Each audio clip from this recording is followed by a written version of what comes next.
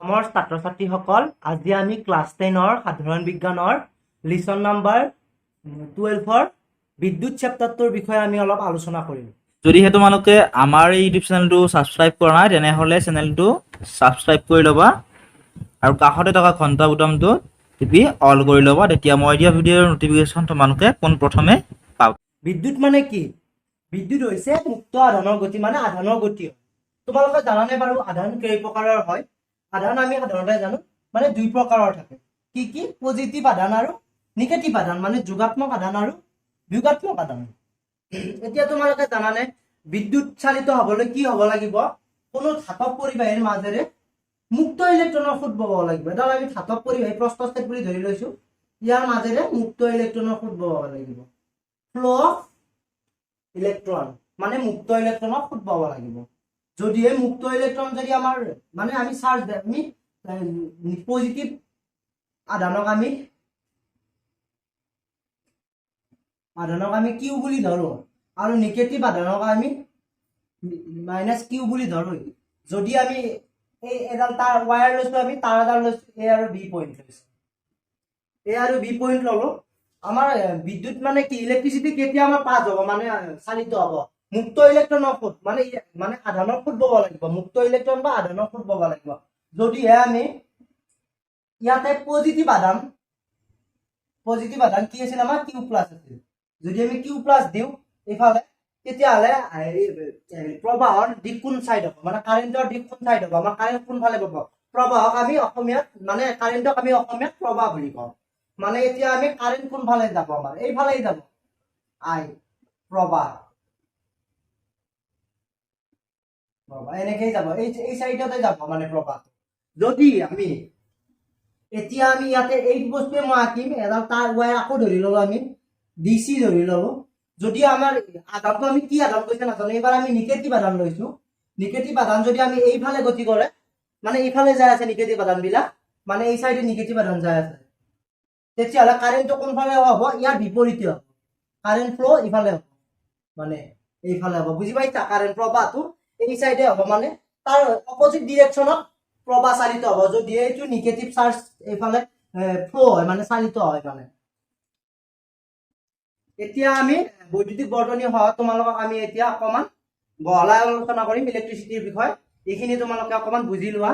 প্ৰথম মই কলো আধান কেই প্ৰকাৰৰ? দুই প্ৰকাৰ, পজিটিভ আধান আৰু নিগেটিভ আধান। আৰু তোমালোকে গম পাবা যে পজিটিভ আধানে যদি ইফালে গতি কৰে, মানে এৰ পৰা বি লৈ গতি কৰে, তেতিয়াহ'লে প্ৰবাহটো এৰ পৰা বি লৈ হ'ব, মানে এইফালে হ'ব।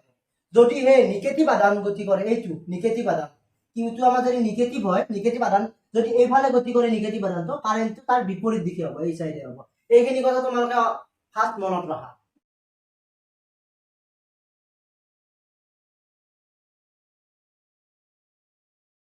আমি বৈদ্যুতিক বৰ্তনীৰ বিষয়ে আলোচনা কৰিম। তোমালোকে বাৰু আমাক বৈদ্যুতিক বৰ্তনী এটা সাজিবলৈ হলে কি কি লাগিব? পোনপ্ৰথমে আমাক বেটাৰীটো লাগিব।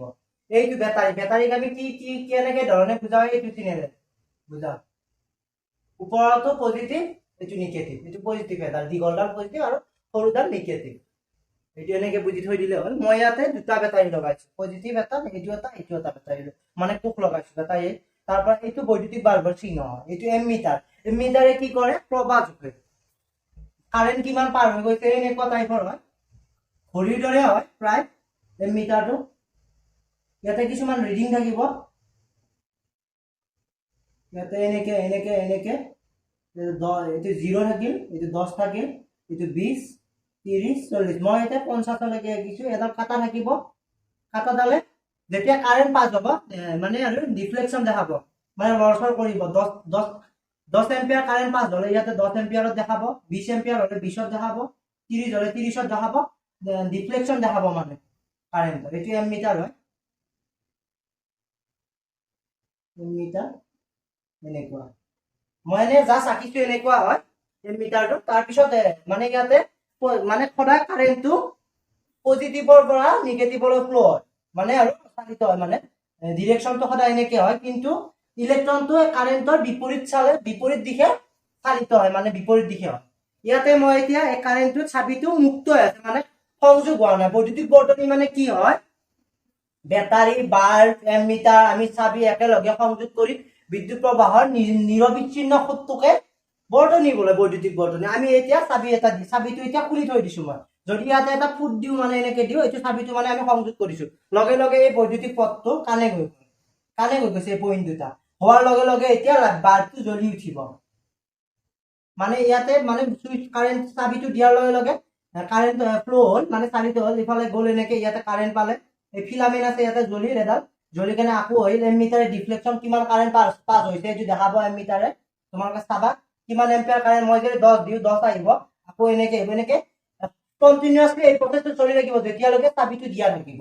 বাল্বটো জ্বলি থাকিব, কাৰেণ্ট ফ্ল' হৈ থাকিব, মানে তেনেকে চলি থাকিব। যদিহে আমি চাবিটো বন্ধ কৰি দিওঁ, মানে খুলি দিওঁ, এইটো মুচি দিলো মই এতিয়া, মুক্ত কৰি দিলো, লগে লগে বাল্বটো নুমুৱাই যাব, মানে জ্বলাটো বন্ধ হৈ যাব, মানে কাৰেণ্ট নোপোৱা হৈ যাব।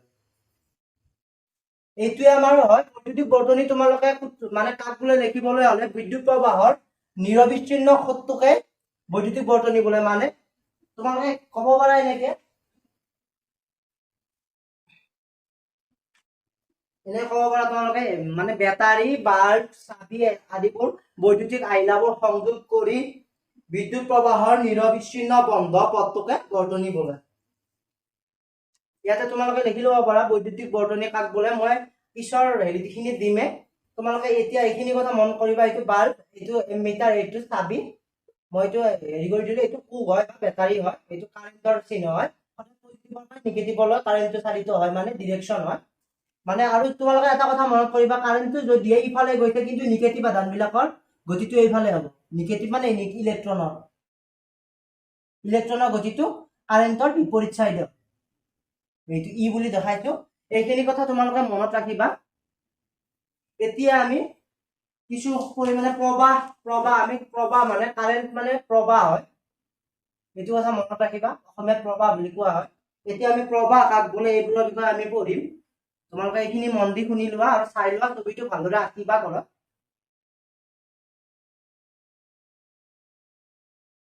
এতিয়া আমি বৈদ্যুতিক প্ৰবাহৰ বিষয়ে বুজিম। মানে বৈদ্যুতিক প্ৰবাহ মানে কি হয় তোমালোকে বাৰু জানানে? মই এতিয়া এডাল তাঁৰ লৈছো, ৱায়াৰ মানে তাঁৰ এডাল লৈছো, ইমান তাঁৰ এডাল লৈছো, AB বুলি লৈছো,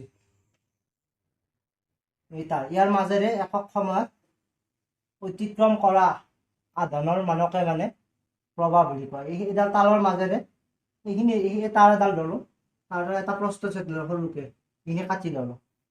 যে কেনেকে কাটিছো মানে আৰু সৰু, একদম সৰুকে কাটি লৈছো এইখিনি, মানে এইখিনি ধৰা হ'ল, এইখিনি ধৰি লৈছো, এইখিনিৰ মাজেৰে মানে কিমান মানে একক সময়ত কিমান আধান চালিত হ'ব, মানে আৰু আধানৰ মানে একক সময়ত চালিত হোৱা আধানৰ মানকে প্ৰবাহ বুলি কোৱা হয়।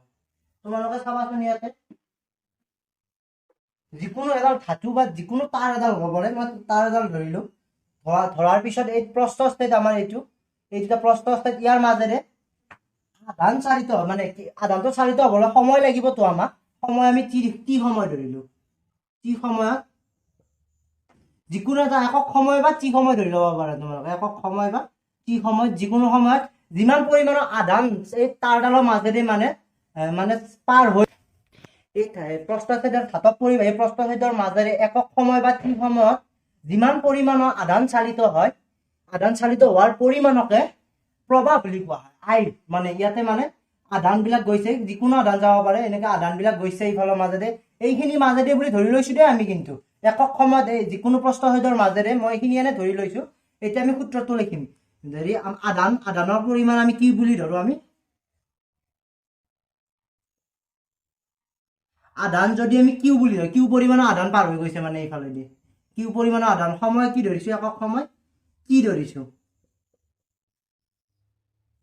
এতেকে প্ৰবাহক আমি কি আখৰেৰে বুজাও, আই আখৰেৰে বুজাও। একক সময়ত অতিক্ৰম কৰা কিউ পৰিমাণৰ আধানকে প্ৰবাহ বুলি কয়। কিউ, এইটো কিউ আৰু এইটো টি, এইটোৱে সূত্ৰ, প্ৰবাহৰ সূত্ৰ ইকুৱেল টু প্ৰবাহ equal to Q by T. মানে এইটো স্মল টিও দিব পাৰা তোমালোকে, মই স্মল টি দি দিছো, মানে সৰু ফলা টিটো দিছো, তেতিয়া বেছি ভাল দেখা। এই সূত্ৰটো তোমালোকে মনত ৰাখিবা। আৰু আমি এতিয়া বুজিম এতিয়া আধানৰ এচা একক কি, মানে আধানৰ এচা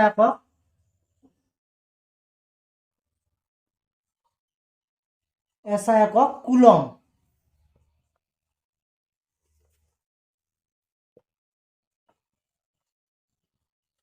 কুলম চি বুলি বুজিব আৰু আমাৰ প্ৰবাহৰ SI একক কি তোমালোকে জানানে প্ৰবাহৰ SI একক এম্পিয়াৰ মানে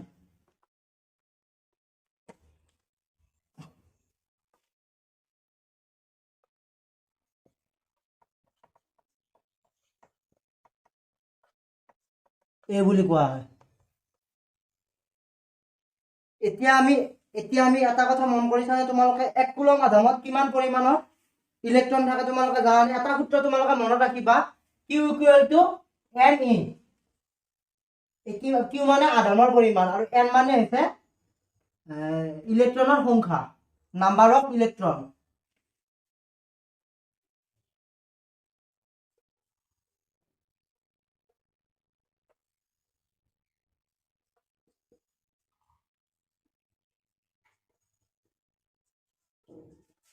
সংখ্যা এই N মানে আৰু E মানে হৈছে কি বুজাব ইয়াতে ই মানে হৈছে আধানৰ পৰিমাণ ই মানে কি বুজা সাধাৰণতে 1.6 × 10⁻⁹ কুলম মানে এটা ইলেক্ট্ৰনত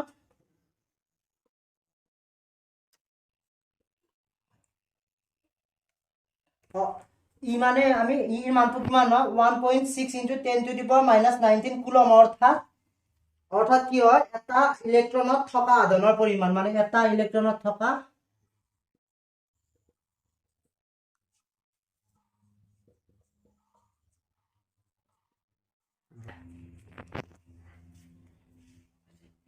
এতিয়া আমি এটা সূত্ৰ তোমালোকক মই দিছিলো কিউ মানে কি আছিল আধানৰ পৰিমাণ মানে কি N * E মানে নাম্বাৰ অফ ইলেক্ট্ৰনৰ সংখ্যা মানে ইলেক্ট্ৰনৰ সংখ্যা আৰু ই মানে হৈছে ইৰ মানটো কিমান হয় আমাৰ সাধাৰণতে 1.6 × 10⁻⁹ কুলম অৰ্থাৎ এটা ইলেক্ট্ৰনত থকা আধানৰ পৰিমাণ এইখিনিলৈ তোমালোকে বুজিলা এতিয়া 1 কুলম আধানত কিমানটা ইলেক্ট্ৰন থাকিব তোমালোকে মোক কোৱাচোন 1 কুলম আধানত মই এতিয়া ওলাম চাবা তোমালোকে 1 কুলম আধান আমি জানো 1 কুলম আধান কিমানটা আমি এইটো সূত্ৰৰ পৰা লিখিম Ne এইটো লিখি তোমালোকে Q মানে 1 কুলম আধান 1 কুলম দিলো Q মানে আৰু N মানে 1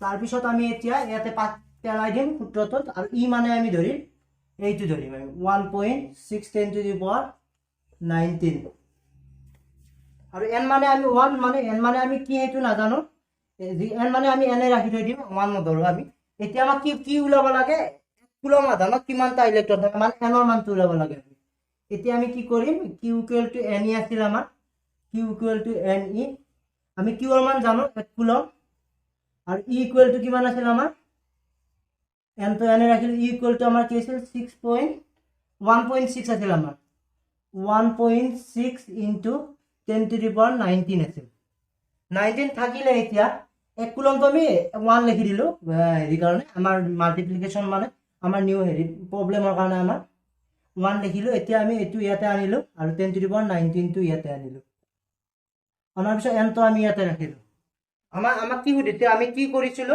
1 কুলম আধানত কিমানটা ইলেক্ট্ৰন থাকিব বা কিমান ইলেক্ট্ৰনৰ সংখ্যা কিমান হ'ব সেইটো ওলাব লাগে আমাক 1 কুলম আধানত এতিয়া আমি ইখিনিলে ওলালো কিউ কে এই সূত্ৰটোত ইখিনি মানখিনি বহুৱাই দিলো এতিয়া কিউ মানে 1 ধৰিছিলো আমি 1 কুলম মই কুলমটো লিখা নাই আৰু আমাৰ মানে কৰাৰ সুবিধাৰ্থে মানে সিম্পলিফিকেশন কৰাৰ সুবিধাৰ্থে কৰা নাই এতিয়া 1 ক যদি আমি 1.6 এৰে হৰণ কৰি দিও তেতিয়া 0.625 হয় 52 বা 65 হয় সামথিং হয় 625 হয় আৰু N তো এনে ৰাখিলা এতিয়া N মানে এই 19 to -19 টো ভগ্নাংশৰ ওপৰত গুচি গলে পজিটিভ হৈ যাব আৰু N তো এনে থাকি গল এতিয়া N তো এনে থাকি গল যেতিয়া এটা 10 ইয়াতে পূৰণ কৰি দিও এটা কমি যাব 18 হৈ যাব 6.25 হ'ব প্ৰায় 10⁻⁹ মানে ইলেক্ট্ৰনৰ সংখ্যা কিমান পালো আমি এইটো পালো এইটো 19 তে তোমালোকে অকমান মনটো ভালকৈ কৰিবা 19 হয় এইটো N ৰ মান এইটোৱে হয় এতিয়া N মানে আমাৰ কি ইলেক্ট্ৰনৰ সংখ্যা এইটো ইলেক্ট্ৰনৰ সংখ্যা মই এতিয়া লিখি দি ওপৰত লিখি দিছো এইখিনি মুছি দিছো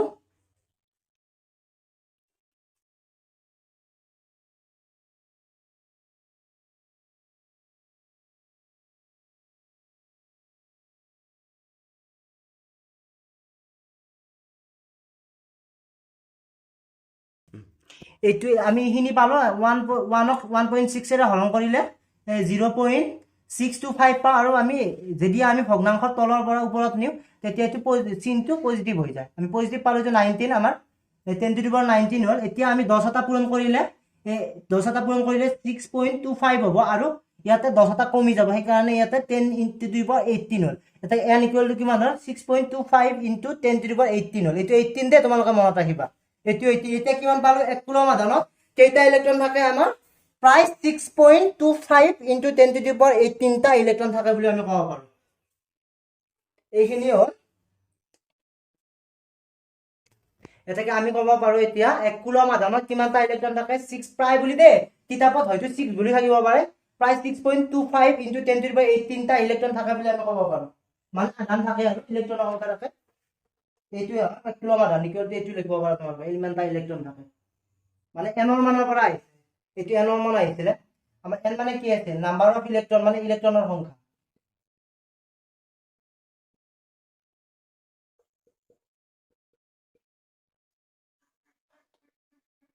প্ৰশ্নত আছে তোমালোকে এইটো কৰি ল'বা প্ৰশ্ন